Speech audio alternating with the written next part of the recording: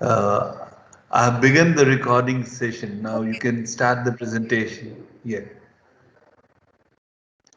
Yes, Aditi, I have extended the invitation to you. You could make your presentation.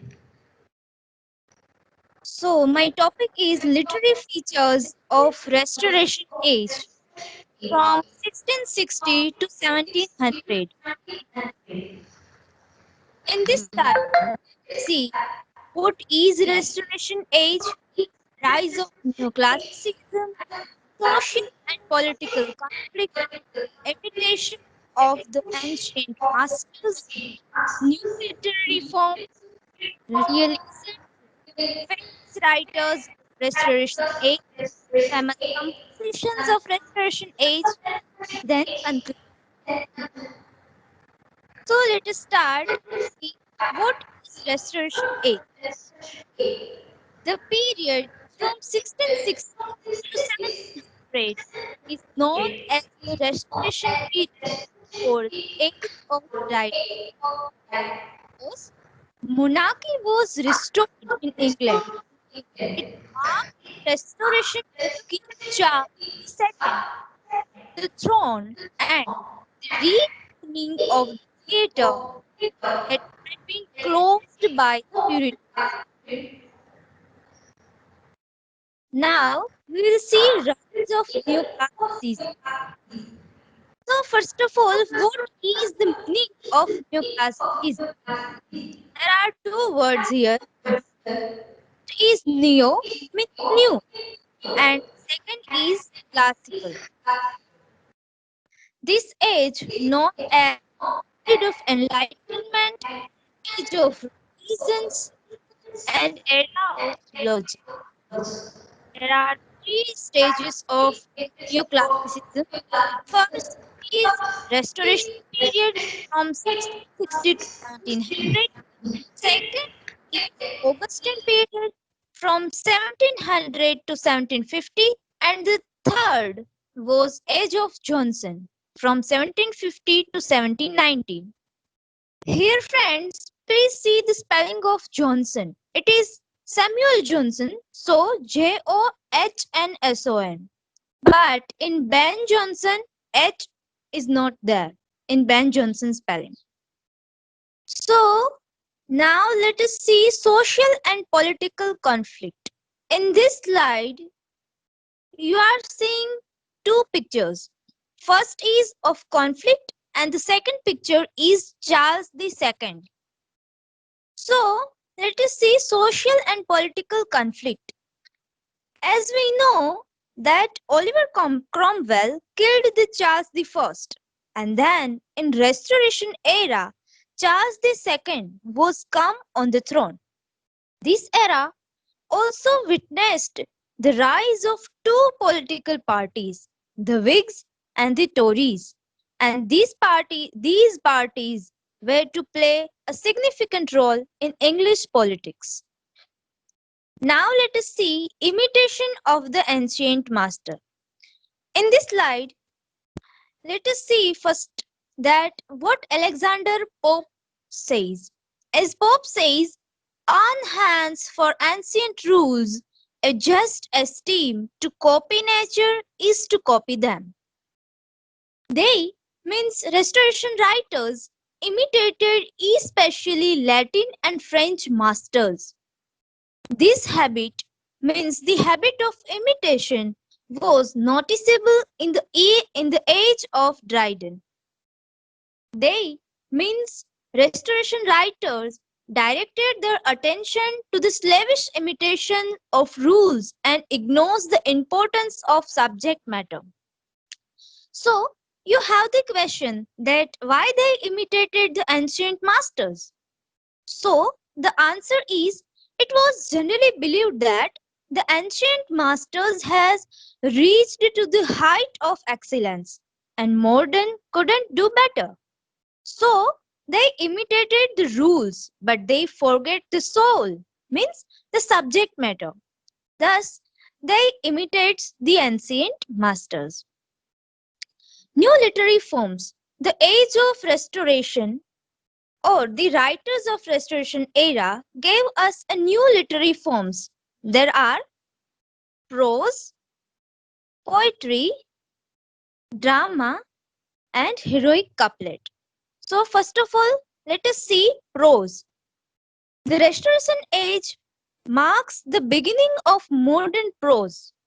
Matthew Arnold says the Restoration marks the birth of our modern English prose. It was an age of intellectualism and rationalism, the qualities which are essential for prose. Let us see poetry. In Restoration poetry, the form was much important than subject matter. As we know, Sir often says that tea is important or a cup is important, body is important or the soul is important. Both are important, but here in Restoration poetry, body means the form is important. Now let us see the drama. In the Restoration age, drama is much more significant because the theatres which were closed in 1642 were opened during the Restoration, and in drama we can include heroic or the Restoration tragedy and comedy of manners also. Let us see heroic couplet. The heroic couplet was pioneered by Geoffrey Chaucer and generally considered to have been perfected by John Dryden and Alexander Pope in the Restoration age and early 18th century. And the heroic couplet means a pair of rhyming iambic pentameter. Let us see the example. We think our father fools, so wise we grow. Our wiser sons, no doubt, will think us so. So it was the example of heroic couplet. Now let us see realism. Restoration literature is realistic. It was concerned with the life and with the fashion and manners. W.J. Long writes about the practical of realism of the period. The early Restoration writers sought to paint realistic pictures of a corrupt court and society and emphasized vices rather than virtues and gave us coarse, low play without interest or moral significance. As we know, realism, it not shows the things beautiful when they are not. Later, this tendency of realism becomes more wholesome. Except realism, formalism was also there with correctness and appropriateness. There are also there in Restoration era. Let us see the famous writers of Restoration period. John Dryden, Sir William Temple, William Congreve, Ephra Behn, John Bunyan, and many others. Now, let's move on famous compositions of Restoration age. Paradise Lost, as we know, it is by John Milton. Then Pilgrim's Progress. It was a novel written by John Bunyan. Then Marriage et la Mode. It was a play by John Dryden.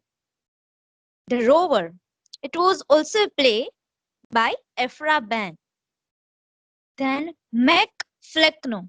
It is a verse by again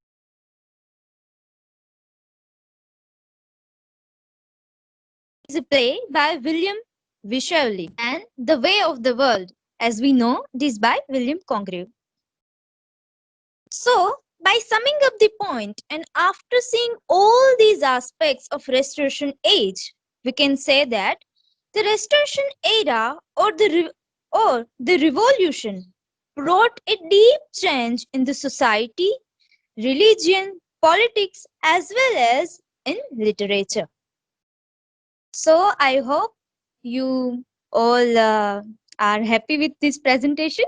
Thank you.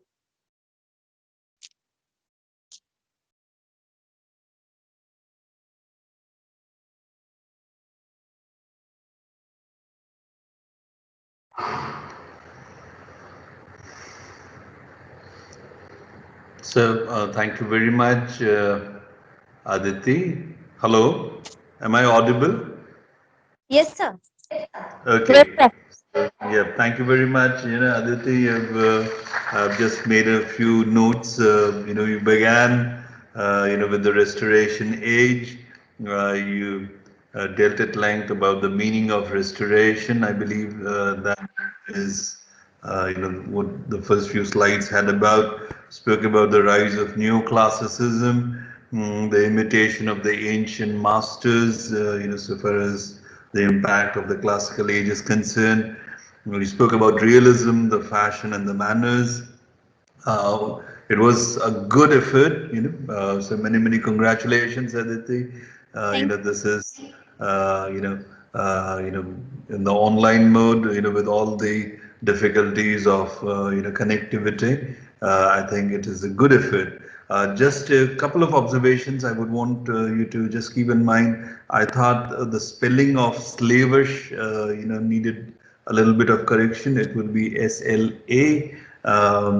And in terms of the forms that we have, I believe we had discussed this, that heroic couplet is also a form of poetry. It would fall under the banner of poetry. It's not an independent form as opposed to poetry, right? It would be a sub category of poetry. Again, the spelling of John Bunyan, I thought I saw a double N there. So, just a few observations that you could keep in mind. But then overall, it came out very well. So, many congratulations, Aditi. Thank you very much for the presentation. We would now move on to the second presentation that we have, Kirti Ben and Kuti. I would invite Kirti to make her presentation. Kirti, I hope you're around. Yes, sir. Yeah, please make your presentation. The screen sharing has been enabled.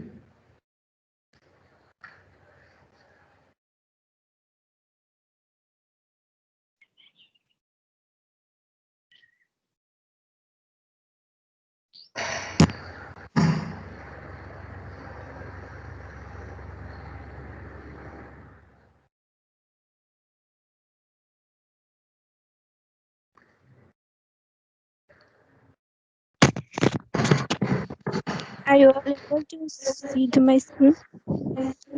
Yeah, we are able to see your screen. Please Okay. begin. My topic is the age of Milton, 1625 to 1660.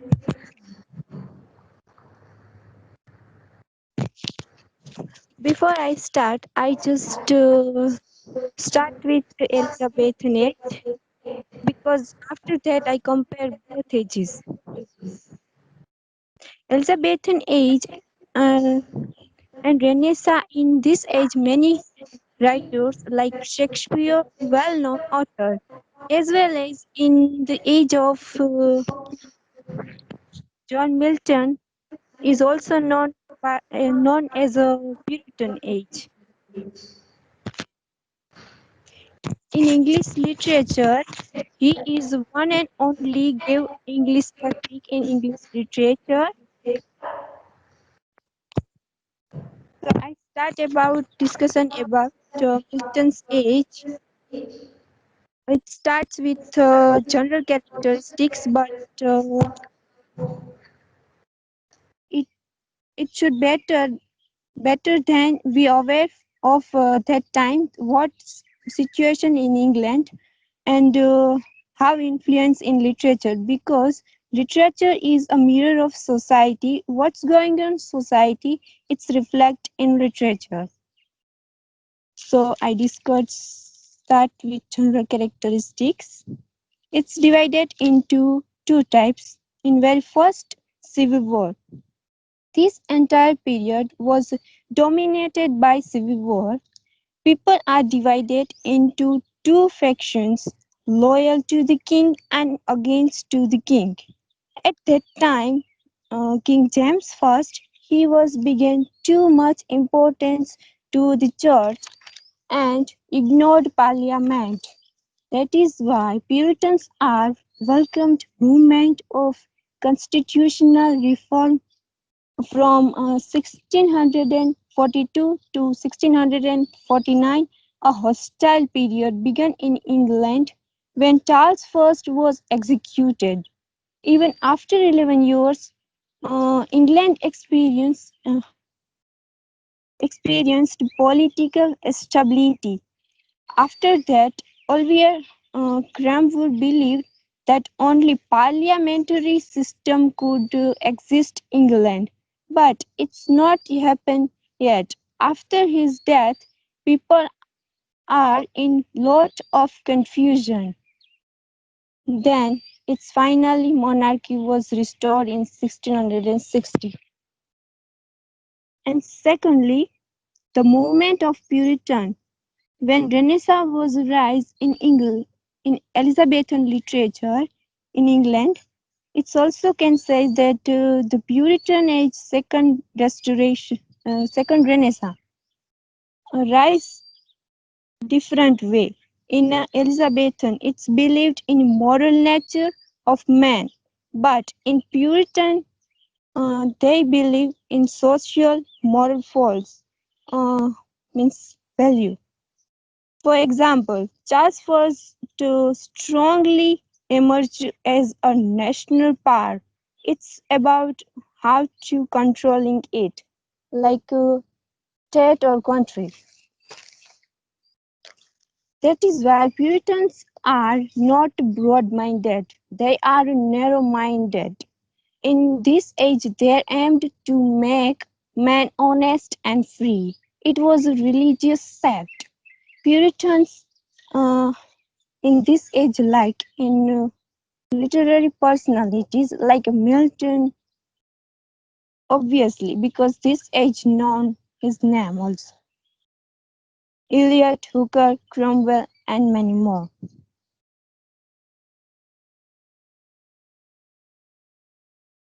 In, in literary characteristics, influence of Puritanism. English literature on honesty of the Puritans was the highest order. As I before says, they are narrow-minded or limit-minded set.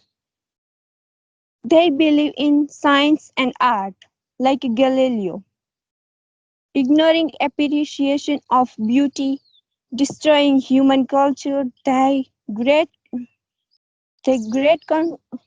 confusion in literature, lack of vitality, con- concreteness. In Elizabethan age, Shakespeare created his works with realities of life. For example, his character Othello, and his words and way of style is warmth for and after that Milton's poetry was warmth of humanity. For example, Paradise Lost, a very first line about man's disobedient. Lack of spirit of unity. In Elizabethan age, spirit of unity results in tense nationalism because the queen was very sincere. In Puritan's age, however, James I and Charles II, who was the son of Charles I, in the entire country, they have a struggle for political and religious also. Literature divided into spirit. Dominance of critical and intellectual spirit. In Elizabethan age, many authors, their work is romantic literature, are that type. And but Puritan age, the lyrics and love poems are takes over. It was not the in feelings, but its artificial adornment of speech rather than natural utterance of the heart. decay of drama. In Elizabethan age, drama were wrote by many authors like Shakespeare, Marlowe, and many more. But when Puritan age starts, uh, theaters are closed to means nobody can write a drama in 1642. It's totally closed in England. Now comes to the most important things at that time of literary career we who wrote in this particular age of Milton or Puritan age. Very firstly, I would like to discuss about poetry.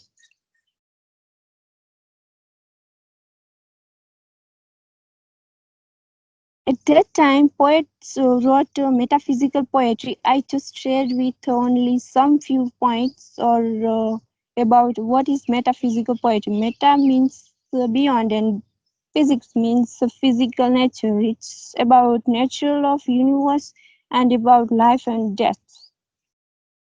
In this way, dealing with noble thoughts, expressions, and it's divided into YOLO and YORO.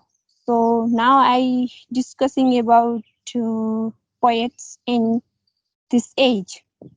First, John Donne, who is the founder of this type of poetry. His, for example, his poem Air and Angels. He wrote satire also. And secondly, George Herbert. His work is The Temper. He was a careful, poetic artist and clear in expression and sensitive. Richard Cresson. His work is Steps of the Temple, and he is emotional, lyrical, and silencious. Henry Vaughan. His work is Select. His good intellectual power and orientally. Thomas Carew. His poems show lyrical ability. Abraham Cowley. Poems and this be eight. He was wrote at the age of 10. His lyrics are sweet and graceful. Andrew Marvell, his work is very famous to his quiet mistress, his rhythm and no, his rhyme and flexible and delight melody. Second, Rose, John Milton, 1644, Aeropagedica on Freedom Press Act on Parliament. Jeremy Taylor, collection of sermons, Holy Living and Holy Dying. Richard Baxter, Saints' Everlasting Rest. Thomas Fuller, he wrote serious historical books like The History of the Holy War. Essay on Fathom. His essays are divine, moral, and political. William Drummond, a Cypress grave, he was the first political prose author. Edward Hyde, divine and moral. Abraham Cowley, his work is Of Myself. James Howell, Epistoleho.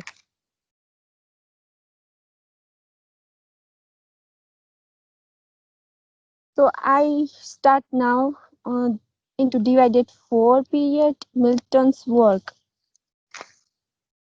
Milton's four period in first one is his college period. He studied in Cambridge. In 1632, he wrote Ode on the morning of Christ's nativity, and he also do deep meditation and 7 years. Second one, hot period. He wrote great poems like El Allegro and Tu Penseroso, 1633, Commerce, 1634, and Lycidas, 1637. In the third period, he wrote prose, 1640 to 1660. His work like Areopagitica, 1644. His fourth period is a poetic period and greatest achievement also. His works like Paradise Lost, Paradise Regained, and Samson Agonistus. After that, he turned blind and he was suffering. Characteristics of Milton's poetry.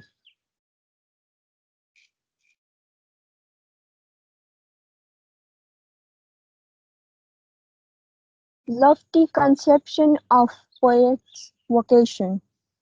Milton never thought the poet to be an intellectual exercise, but diversion that made Milton totally aware himself and very well know that he was a great poet, and that is why he wrote an epic, Paradise Lost, and it's divided into 12 parts,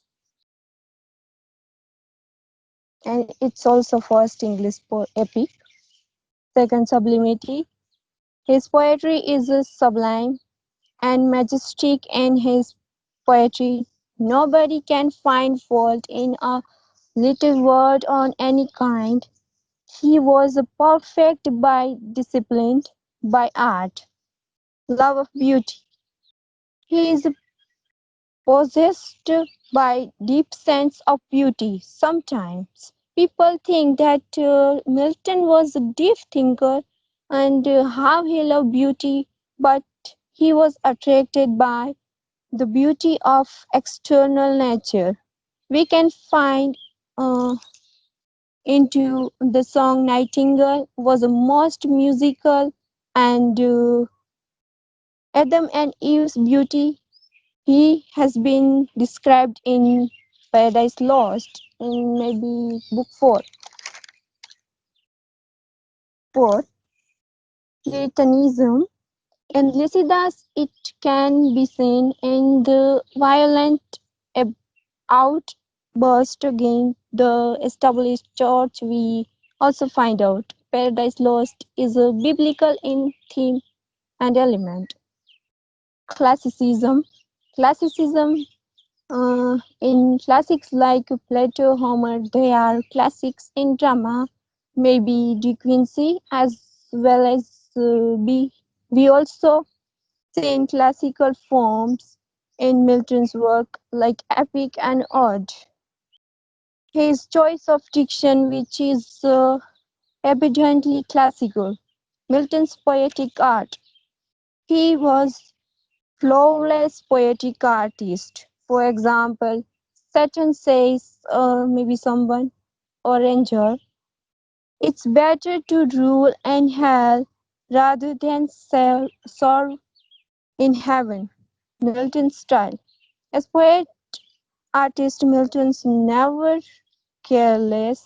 There is hardly a line in his poetic work that is unpoetic. He was a master in his poetry. We can also see in his poetry simile, like parts of speech. Before, I also gave example of Satan who says to someone about hell and heaven, uh, and after that he became blind. Then, but he wrote also poems or work to help with, I think, his daughter. Afterward, he was dead after his suffering. Thank you all of you for listening me. Thank you very much, Kirti. I think it was a brilliant presentation. I noted that you made Milton He spoke about some of the general characteristics, the Civil War, Puritanism. He moved on to the literary characteristics and discussed at length the forms that were quite dominant, poetry, particularly metaphysical poetry, wherein you made a mention of Donne, Herbert, Crashaw, Worm, Carew, Cowley, and Marvell. Uh, Among the essays, Cowley and Howell is something that you mentioned. And then towards the later part of your presentation, you spoke about the periods of Milton's works. And finally, you closed with the characteristics of Milton's poetry. So, Kirti, if we could see, that there is a tremendous improvement. Kirti, you have done a wonderful. It's an outstanding, presentation. I'm very happy. So many congratulations, Kirti. Thank you, For your sir. presentation. And just a couple of observations. One was, of course, the spelling part. Maybe you could correct the spelling of done. I thought that needed a little attention. Otherwise, it was phased out very well. You began with the age of Milton, and you concluded with the characteristics of Milton's poetry. So I'm sure all our friends are in agreement with me. I'm sure all of you also could congratulate Kirti, for her brilliant, absolutely brilliant presentation. So I think we'll close, for today, and maybe tomorrow, same time I'll schedule it. I'll request our ETRP to schedule it, for the entire week so that we can discuss. Is that okay, Aditi? Maybe I'll also follow it up with him, right? Is that okay? Yes, sir, it is Yeah. okay. Okay. Sure. Thank you, everybody. Namaskar. Namaste, beta. Namaste, sir. Namaste,